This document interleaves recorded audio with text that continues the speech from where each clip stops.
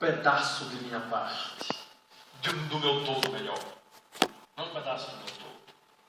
A alma é o composto de espírito e de corpo. É tudo. É a totalidade. A minha alma engrandece o Senhor. Eu, totalmente. E a força é o poder aquisitivo. É o bem que você tiver. Tudo que você tiver. Fora de você. É para amar o Senhor.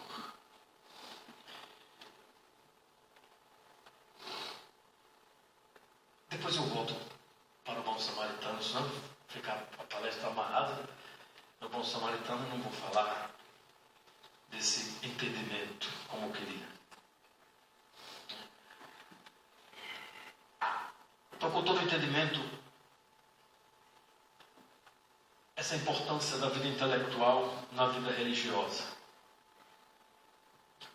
O entendimento agora que eu não preciso mais colocar na caixinha, né? Não preciso mais colocar na caixinha, não preciso botar na mão, não preciso colocar no fundo, porque o que deve estar aqui. Essa passagem que nós vemos de um texto para outro. E é para amar com todo o entendimento. Então, quando eu estava na casa de papai e mamãe, eu viajo o mundo todo, mas sempre estou na casa de papai e mamãe. Que gosto, né? De lá eu amo. Nós acordávamos umas 3:30 da manhã para rezar o ofício de Nossa Senhora. Eu não tinha esse negócio de dizer, hoje é domingo, não reza. Todos os dias. Antes das 4, porque depois tinha que dormir mais um pouquinho, né? Para descansar. Dormia muito cedo. Então, à noite, antes de dormir, íamos fazendo a fila para rezar. Então, nós íamos aprendendo, mamãe ensinando aos poucos. Aprendeu o sinal da cruz. Um por um. Ela ensinando o sinal da cruz. Depois a Ave Maria, o Pai Nosso, Salve Regina, o Credo. E no final de tudo se aprendia a rezar o texto todo. Pedagogicamente. Aí você foi desenvolvendo toda essa vida de devoção. Quando era de madrugada, mamãe chamava nome por nome.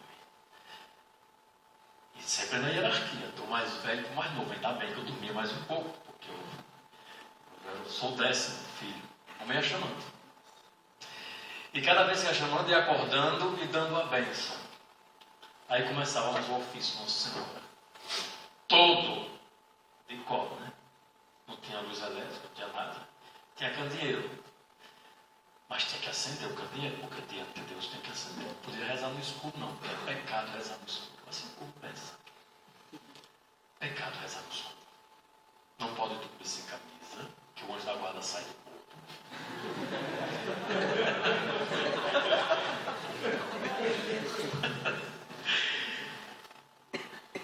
Se algum dia eu disser a mãe que dormir sem camisa, a mãe vai dizer, mas meu filho, você dorme desprotegido. Que o anjo da guarda sai do corpo. A camisa segura o anjo da guarda. Eu quero fazer aqui, eu estou contando essa história para falar da vida intelectual. O que deve purificar e o que deve purificar, mas não abandonar a devoção. Vamos lá. Aí foi isso, era o ritmo da minha vida. Era muita bênção, era um dia de bênçãos. Papai e mamãe estavam ali só para dar bênção. Né? Para dar bênção. Hoje eu tenho uns 40 sobrinhos, haja bênção. Tenho muitos sobrinhos, viu? Alguns são feios porque puxaram a mim. Então é amar a Deus com todo o entendimento. Aí eu fui para a vida do convento. Aí eu fui para uma congregação. Eu pensei que ia melhorar um pouquinho, rezar mais um pouco. Tinha uns 8 padres dentro de casa e só tinha uma missa por semana. Rapaz, entrei numa crise tão grande, pensei que estava indo para o céu, quando eu entrei foi no inferno. Horrível. Ninguém rezava. E quando se rezava o texto, eu chamava de devoto, dava apelido. Aquilo ali me deu uma crise tão grande. Uma crise boa. Ainda bem que eu não converti, né? Desse lado. Eu te quero saber de uma coisa, eu vou embora. Eu digo, mas abandonar o seminário é tão ruim. Eu fiz uma novena para Santa Teresinha do Menino Jesus. Teresinha, me ajude. Se for para eu sair daqui e entrar no Carmelo, a senhora vai ter que fazer assim. Hoje eu não sou mais de senhora não, que a minha irmã chama de Tequinha. Eu quero uma rosa. Tal dia, se será 3 dias depois, terminar essa novena, e que você é a pessoa mais complicada da comunidade. A mais surtada. Porque nós dormimos todos no dormitório, todos. E toda semana um era responsável por chamar. Esse negócio de trocar sino, não, isso é besteira, coisa do passado, vai chamar. Purificou o entendimento, é o iluminismo isso, tá? Você vai ver o que acaba, o que destrói a nossa vida. Tem que fazer um discernimento. E aí ia chamando um por um. E quando eu chamei o camarada, ele levantou e agarrou no meu pescoço. Nossa, o inferno está aqui mesmo. Não pode. Só que depois eu soube que ele era desequilibrado mesmo, claro.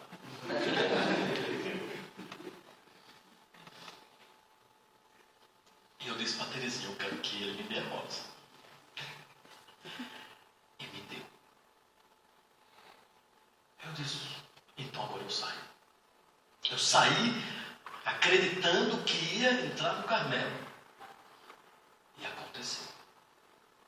Saí daqui no Nordeste, vim para São Paulo, peguei metrô e cheguei em São Roque. Só com vida. Que dinheiro não tinha para chegar. Então que força é essa? Aí você vai para a filosofia. Eu disse a filosofia aqui de vocês. É que tem os professores que dizem, gente, devoção é perda de tempo. Rezar é perda de tempo. Isso é besteira. Rezar o texto. Isso é idiotice. Você tem que crescer na vida intelectual, gente. E na medida que cresce, você tem que se despejar dessas coisas. Fora. Quando eu vim aqui, eu fiquei emocionado. Vi tanto santo. Eu digo, olha, não tenho santos pregados na parede. Que, assim, aqueles santos antigamente, aqueles nichos, né? Mas tem os santos tudo aí. Olha, não sei. O santo está vigiando para ver se você reza nele. Aquilo eu me emocionei. Porque eu também tenho o meu oratório. Tá? Eu também acendo minhas velas. Mas não é macumba, não. Eu pensei, gente, o que acontece? Aí chega lá na filosofia e diz, rapaz, ele está com crise. Uma crise. Mas por quê? Porque abandonou as devoções. Eu perderia minha vocação se tivesse abandonado meu ofício. Se tivesse abandonado o texto que mamãe me ensinou, se tivesse abandonado o amor por Santa Teresinha, se tivesse abandonado a novena, o que acontece? Porque você tem que purificar a razão, mas você vai purificando e vai jogando fora, jogando fora, jogando fora. Como eu digo, tira as penas da galinha e joga a carne fora também. Mas você tem que purificar.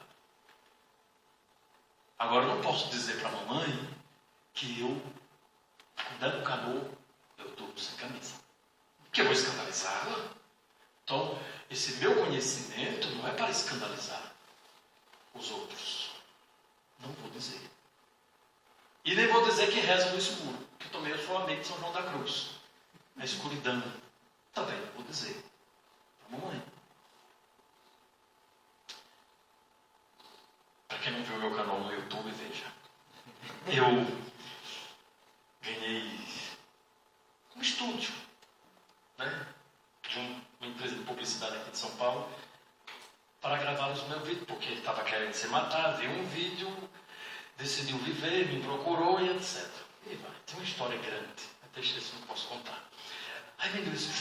Então eu ganhei uma câmera. E tem uma lente 70 por 200, 250 ou 300, uma coisa assim, ela vai longe. Pena que ela é escura, quanto mais vai aproximar ela escurece, então é barata. Eu levei para casa essa câmera. Coloquei no tripé, à noite, a lua estava linda e apontei para a lua. Aí dava para ver a terra da lua, as estrelas da lua, achei lindo. Eu vi foto, mas eu que aproximei. Eu disse, vou chamar a mamãe para ver a lua.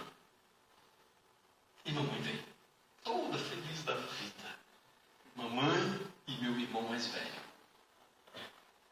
que já tem mais de 50. Mamãe olhou assim. Eu pensei que ela ia admirar, ela ficou revoltada. Meu irmão também. A mamãe olhou e disse, meu filho, cadê São Jorge?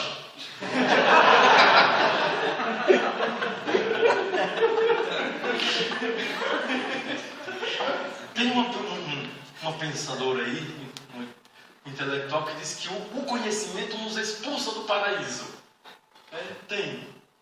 Nos expulsa do paraíso. Aí eu disse, meu Deus do céu, é mesmo. Antigamente eu acreditava que São Jorge estava na lua. Aí eu senti um remorso. Eu não queria tirar a mamãe deste paraíso. Uma vida de conforto intelectual, tudo simples, analfabeto. Aí o meu irmão, deve estar do outro lado, do que? Pronto.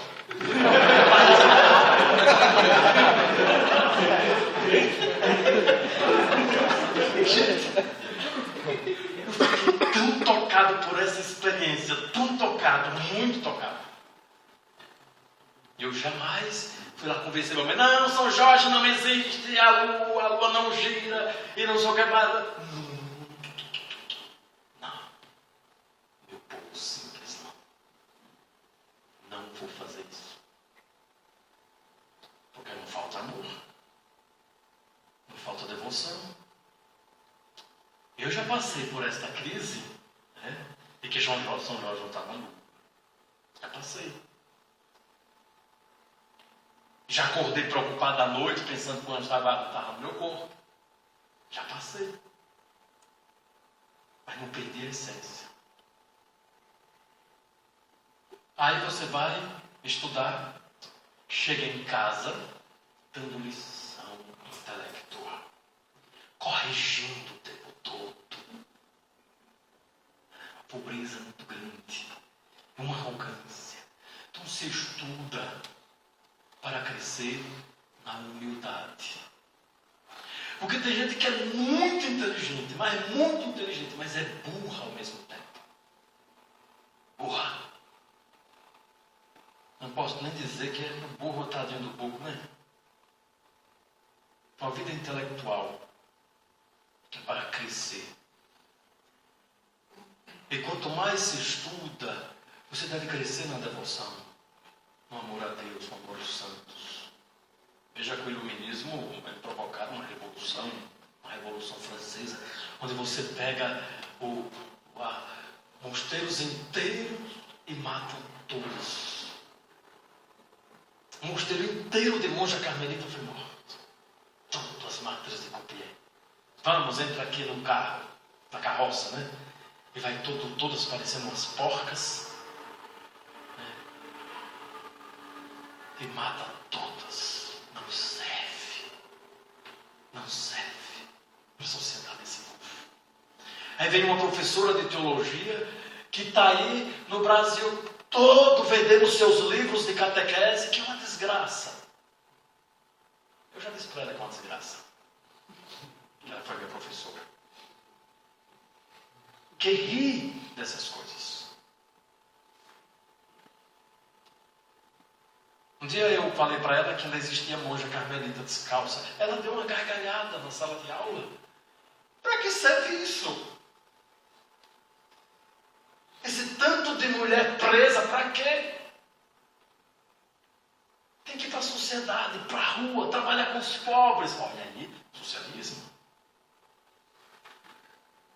Esvaziamento da devoção.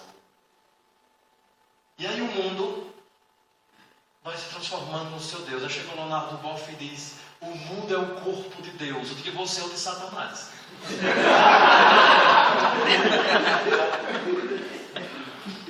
Né? Que jamais vou cair nas suas tentações. Sai daqui. É horrível isso.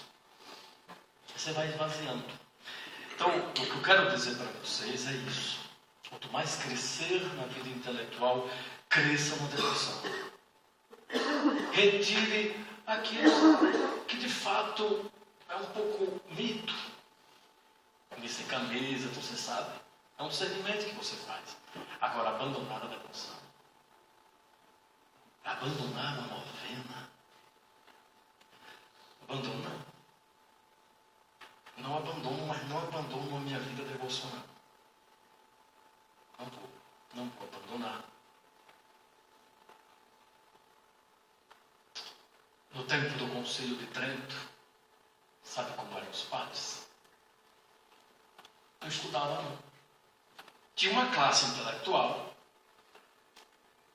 a classe dos religiosos, os carmelitas, os dominicanos.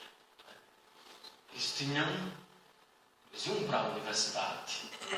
Além de terem o convento, estudavam muito no convento, era nada intelectual os religiosos. E participavam da universidade. Universidade de Salamanca, que é as grandes universidades da Espanha, lembrando o Carmelo. Mas poderia ordenar uma pessoa sem estudo. Ordenava lá para aquele lugarzinho, para aquele lugar, eu esqueci, aqueles lugarejos. Ensinava a dizer a missa, eu só aprendi a dizer a missa, a dizer os sacramentos. Latim, não sabia o que estava falando, nada. E nesses lugares ninguém sabia mais nada a ver, então era pouca gente. Até mesmo a liturgia era uma bagunça. Muita bagunça. Então, quando não se tem um intelectual, também tem bagunça. É bom conhecer a liturgia, conhecer as Sagradas Escrituras, conhecer as Sagradas Escrituras, a tradição, porque você não está aqui independente de uma tradição. Como é que eu vou falar de espiritualidade se não estudo os místicos, os santos que escreveram sobre isso? Nem vem aqui é Santa Catarina de Sena. Era analfabeta, né? Uma coisa assim. Mas ela tinha as locuções que é chamado de palavras sucessivas. A locução tem vários, uns 3, 4 tipos de locuções. Eu lembrei, palavras sucessivas, que você está escrevendo, mas escrevendo, sucessivo é assim, aí suspende o entendimento e olha assim, foi volta de novo, continua escrevendo. É a mão de Deus, né? Que não é a inspiração, uma inspiração bíblica diferente. Deus nos guia. Mas não ficar aí pedindo o dom da locução para não precisar estudar nada. Porque estudar é uma coisa difícil. Minha Nossa Senhora, dá um sono. Dá um sono. Tem que vencer. Vencer essa preguiça. Mesmo que passe a vida toda com sono, tem que vencer. Porque é bom. E não é só para você, é para os outros. Mas nunca escandalize os pequeninos. Escandalizar os pequeninos é um grande pecado. Nunca escandalize os pequeninos com seus conhecimentos. Vá ajudando as pessoas a entrarem no mistério de Deus. Porque o conhecimento, toma muito cuidado para o conhecimento não ser uma dispensa do próprio Deus. Você dispensa Deus com o seu conhecimento. Agora, eu sei, e sabe tanto que dá as costas para Ele. Pronto. Pronto. E aí será um funcionário do sagrado só. Funcionário do sagrado. É ruim, né? É horrível reduzir a vida a ser funcionário do sagrado. E se é que acredita mais no sagrado. Imagina eu dando uma lição intelectual à mamãe. Mamãe, a senhora sabe o que é física quântica? Que eu gosto também de mexer com essas coisas. Coitadinha. Não tem como. Ah, mamãe, eu gostaria de falar para a senhora aqui sobre o complexo de Édipo. Para quê? Minha coitadinha não precisa. Então, nada de ficar dando lição de moral. No simples. É tanto que nós devemos crescer. Não é só ter um entendimento cheio de conhecimento. Quando você conhece, precisa crescer e ainda converter, que é caminhar para a sabedoria de Deus. A sabedoria de Deus. Sabedoria de Deus. É a conversão à vontade de Deus. Conversão à sabedoria de Deus, deixando a sabedoria deste mundo. É o chamado do jovem rico, que não entende a sabedoria de Deus. Abandonar tudo. Não. Eu amo a Deus. Eu amo, mas abandonar tudo. Não. Isso não. Quer dizer, não há a conversão à sabedoria de Deus. Ele não tem onde reclinar a cabeça. Ele, mas eu tenho. Quem não converte à sabedoria de Deus, pode saber tudo. Pode estar todo o intelecto iluminado. Tudo. Se não converte à sabedoria de Deus, continua burro. O jovem rico era limpo do coração. Jesus olhou ele com amor, mas não foi suficiente. Faltava deixar tudo para seguir, para revestir-se dos seus sentimentos, para tomar a cruz de cada dia. Quem não converte a sabedoria de Deus, não diz para mim eu viver a Cristo, não diz nada. Como viver a Cristo? Quem não converte a sabedoria de Deus, não vai dizer como Santa Teresinha do Menino Jesus, que aparecer diante de Deus de mãos vazias. Mas como? Porque sábio, a sabedoria, ela purifica a tentação da arrogância do entendimento. Purifica a tentação da arrogância do entendimento. Que Santa Teresa de Ávila chama o entendimento de touro furioso. Mas tem que tomar cuidado com o touro furioso, porque você quer entender tudo, e esse entender tudo tem que tomar cuidado para não dispensar Deus. Tem que ir para a sabedoria de Deus. Ser pobre no coração. Reagir com humilde mansidão diante das adversidades. Isso é sabedoria. Saber chorar com os outros. Buscar a justiça com fome, com sede. Olhar e agir com misericórdia o outro. É sabedoria de Deus. Semear a paz em nosso redor. Sabedoria de Deus. Sabedoria. Se você tem uma vocação que só espalha guerra, ou só produz guerra, onde você estiver, repense. Repense. Não está tendo sabedoria. Pode saber de tudo. Pode saber de tudo, mas não tem sabedoria.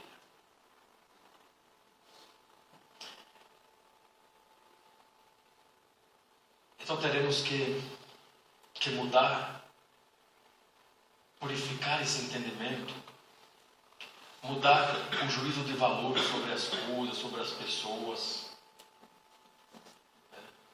Veja, a lógica do Evangelho não é a mesma lógica de Aristóteles. Graças a Deus. É evidente que para a conversão da mente tem que adquirir todo um sistema mental novo, ideias novas, que vão sustentando a nova personalidade. Converte o entendimento se você persegue o que o Senhor falou. Se torna tão intelectual, lê tudo.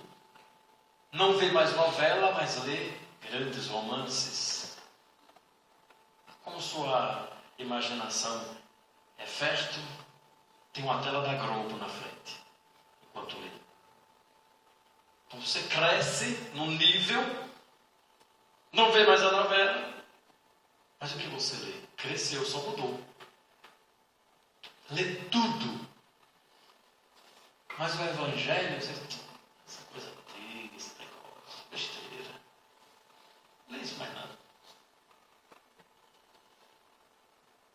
A gente precisa converter. Tem que ter o sensus Christi, os sentimentos de Cristo Jesus, perceber como Ele percebe. Tantas vezes nós cantamos, né? Não sei vocês, mas os padres do fundo vai cantando. Né? Um dia uma criança me parou, né? Olhou-me nos meus olhos a sorrir, caneta e papel na sua mão, tarefa escolar para cumprir, e perguntou no meio de um sorriso o que é preciso para ser feliz. Amar como Jesus amou, pensar como Jesus pensou. E como é que é mesmo?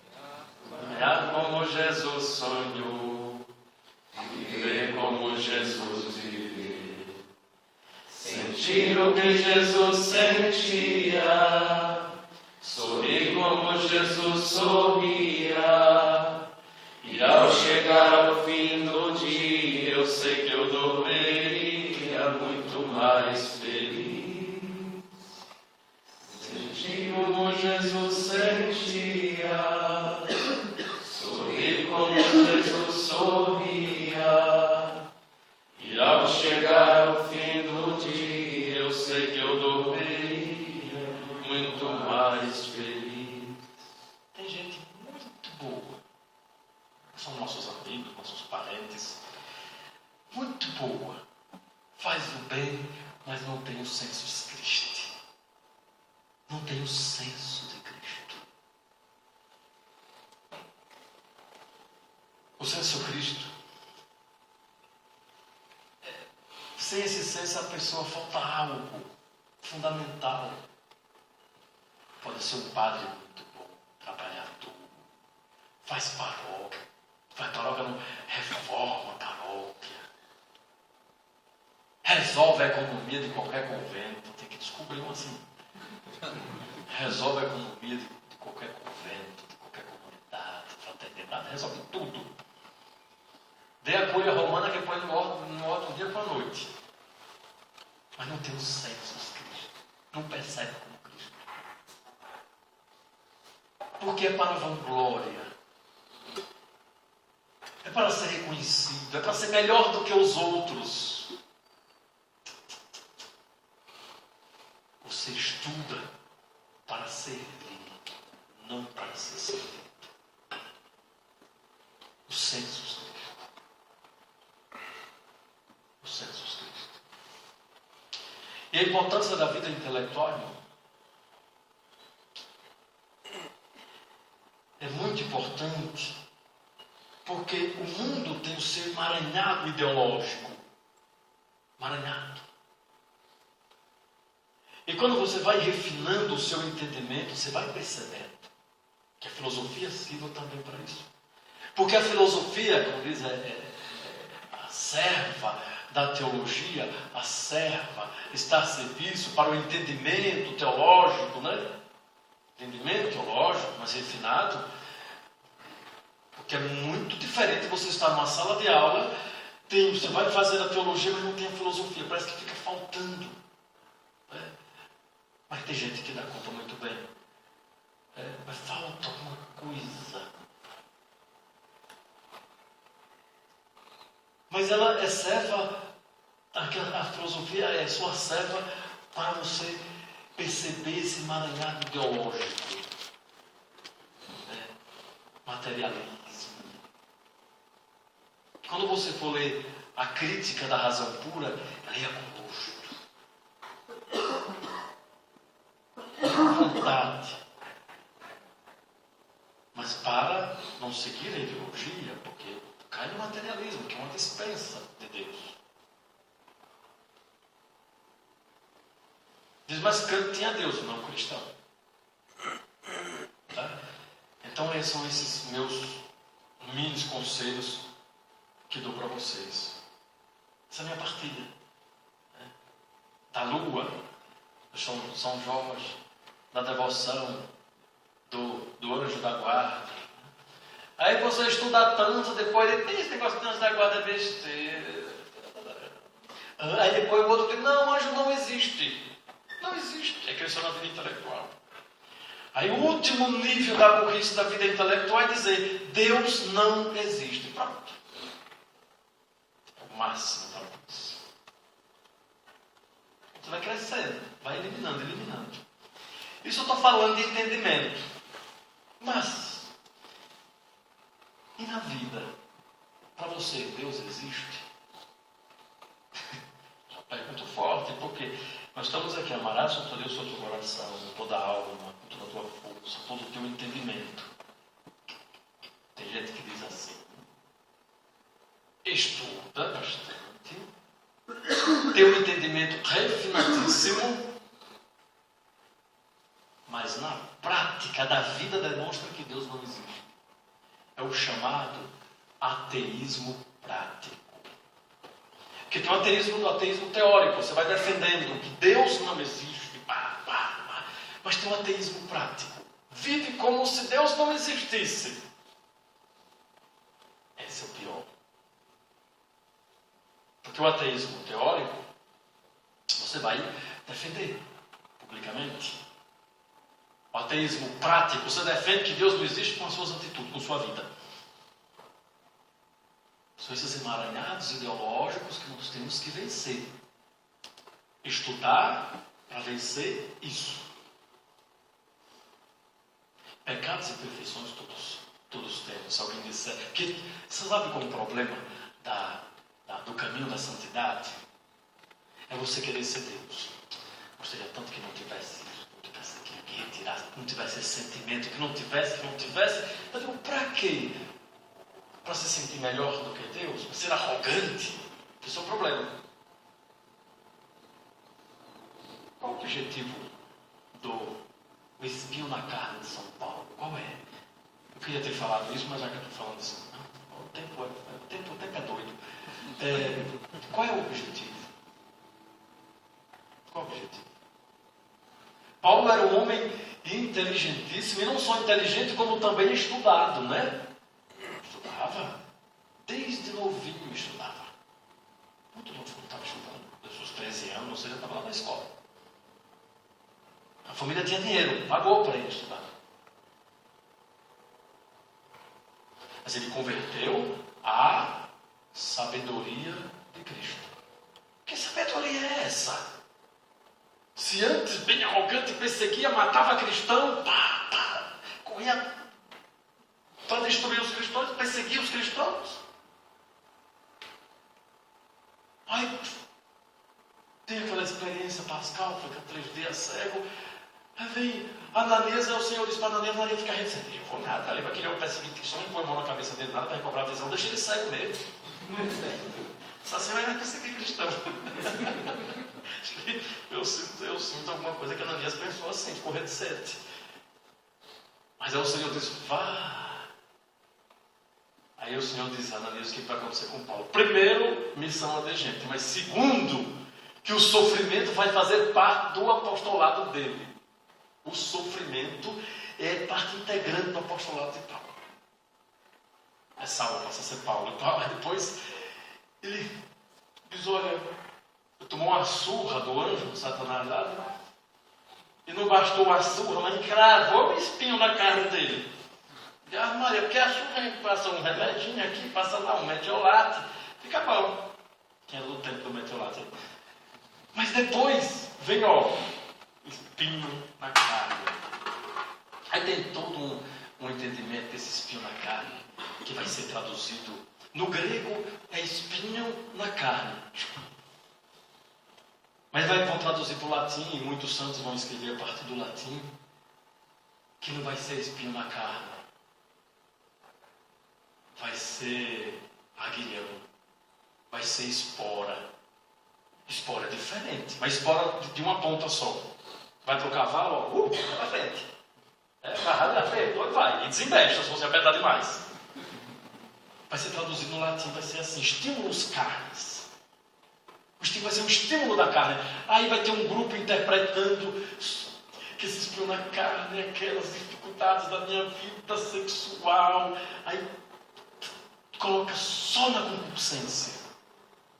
Não é. O que é o espinho na carne?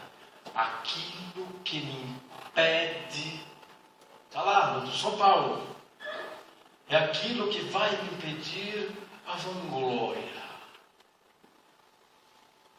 E aí ele vai dizer, de quem é o mérito? O mérito é de Cristo. E esse vai ser sempre um vaso de barro, com um tesouro. Vaso de barro. Deus não vai fazer vaso de ouro. É de barro. Na sua fragilidade está a grandeza de Deus. Então porque na vida intelectual não é para abandonar tudo, sair do mundo, vai ver o gnosticismo e vai caminhando. Vai caminhando. Santidade é só pelo conhecimento e a sua fragilidade, e a sua humanidade. Tudo. Eu resumo assim porque vou falar mais sobre isso, não choro. Irmãos, nós temos 10 minutos. Alguém me impediu, depois outro alguém me impediu, depois outro alguém me impediu, depois outro alguém me impediu. Eu vou ter que falar um pouquinho só. Um pouquinho. Não quero trocar o horário. Sobre as dificuldades da oração. 10 minutos para falar sobre a dificuldade. Normalmente eu faço um vídeo e falo tudo, então 10 minutos eu falo muita coisa. Então acaba essa parte do entendimento, da vida intelectual, da vida religiosa. Certo? Mas Deus todo entendimento. Quais são as dificuldades na oração? Nossas dificuldades. Bom, nós temos muitas. Quando você começa a rezar, parece que tudo é fácil. Quando começa a rezar. Mas é porque a oração ainda está muito na pele. Depois Deus vai puxando você mais para a profundidade. E aí começam a aparecer umas coisas. Desânimo. Falta de concentração. Não tem concentração. Tento rezar, mas não tem concentração. Eu ponho o pensamento em Deus, mas esqueço até que Deus está ali. Meu Deus do céu, o que eu vou fazer? Eu tento concentrar a todo custo. Não sei o que fazer. Aí fica com remorso. Então nós temos algumas dificuldades. Umas estão relacionadas à imaginação. São Teresa chama de a louca da casa. Você não para de imaginar. É um grande artista. Um artista. Está imaginando, desenhando aí na sua mente. Então essa é uma exposição da sua imaginação, meu filho. É muita coisa. Então a imaginação, a dificuldade da imaginação. Tem uma outra dificuldade em relação aos pensamentos. Os pensamentos que vêm. O pensamento que vem. Pensamentos de coisas anteriores que passaram passaram por minha vida, que aconteceram na minha vida, que vem e ainda desperta a sensibilidade. Minha gente, é que toque. João da Cruz trabalha isso muito bem. Muito bem. Mas a pessoa já está tão espiritual, mas aí a sensibilidade vai lá, aí atrapalha. Aí vem as neuroses dos santos. Sexta morada, sétima morada. Deveria ter vindo isso, pensamento. Mas também a dificuldade em relação ao afeto. Antes eu sentia algo bom. Hoje eu sinto. Se eu rezo 5 minutos, parece que eu já rezei 1 hora. E quando eu estou assim, eu nem relógio levo para a capela, desde que eu não seja aquele que vai presidir, né? O presidente tem que ter o relógio. Porque senão termina a oração imediatamente. Terminou, fechou os olhos, a gente já rezou demais, vamos embora. Porque não aguento, parece que se torna insuportável rezar. Insuportável. Então, são dificuldades na oração. Aí tem 5 minutos, vai dar tempo. Eu vou tratar aqui sobre essas causas da aridez. A causa da aridez pode ter diversas. Veja, você tem que avaliar. Isso é causado por uma ordem ou por uma desordem. Pode ser por uma ordem, quando vem de Deus. Mas por uma desordem, quando são coisas minhas, do mundo, meus pecados, etc. Vamos lá. Essa aridez, ela pode ser uma desordem. Você passou a semana toda fazendo prova, estudando. Quando você vai rezar, está cansado, né? Ficou fazendo não sei o que até 2 horas da manhã. Quando der 5, levanta. Dormiu 3 horas. Quer saber a causa? Tá na cara. Então eu tenho que ver aquilo que é. Primeiro, eu tenho que tentar eliminar o que é natural. Para dizer que é causa espiritual. Já quer logo ser espiritual, mas você sabe que é natural. Há outros que têm o problema, pode ser um problema de ordem biológica, mas também psicológica. Você não consegue dormir, ronca muito à noite. Diz que 40%, 50% da população no Brasil tem esse problema. Muita gente. Então você vai lá, vai o médico, faz uma polissonografia. Opa, você tem uma apneia, você tem 70 microdespertares em 1 minuto. Tem isso. Quando você acorda, você não consegue rezar nunca. Tem que ver a causa. Mas tem outras causas. Tem. Aí tem uns sinais aqui que São João da Cruz dá, que é muito importante. Mas pode ser também a frouxidão, a tibieza. Estou levando uma vida morna. Estou fazendo isso, fazendo aquilo. Ninguém sabe, está ótimo. Veja, então São João da Cruz dá 3 sinais para ver se a causa é física, se a causa é psicológica, mas para saber se de fato você está numa noite escura. Aí vem um outro nível de conhecimento. Né? Um outro nível de conhecimento de Deus. No terceiro elemento eu falo desse nível de conhecimento, para não atrapalhar. Então, primeiro de tudo, a falta de gosto ou consolo. Você não tem gosto, não tem consolo para rezar. Não tem gosto, não tem consolo.